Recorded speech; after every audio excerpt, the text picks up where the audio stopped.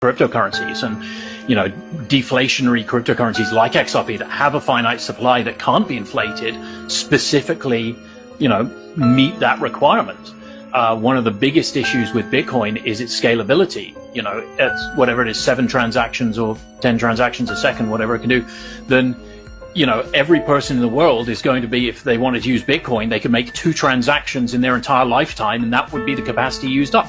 So the only way in which Bitcoin can actually kind of scale to be usable is to have additional things like layer 2 networks or custodial networks or whatever that, unfortunately, in making it more useful, remove a lot of the very key, interesting concepts that Bitcoin is known for, right? And that Bitcoin uses.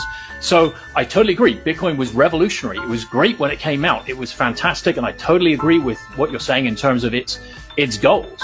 The problem being is that from a pragmatic point of view, it's just not usable in society with the number of people that want to be able to use it, right? The transaction fees are just too high, and they're going to get higher. As the mining subsidies disappear, then the fees are going to get higher and higher, and it's going to be your banks, your rich people, whatever, they're going to use it, because the everyday person is just simply not going to be able to afford to transact on Bitcoin. So they're going to have to use layer 2s that just, most of those remove the interesting aspects that make Bitcoin unique.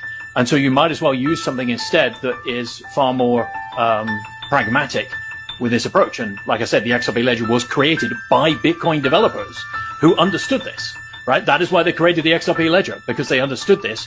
And one of the first use cases of Bitcoin, of the XRP ledger, was to tokenize Bitcoin, right? That's why it was the first blockchain to have a DEX, the first blockchain to support tokenization, because one of its early use cases was to tokenize Bitcoin and, transact Bitcoin in a far more efficient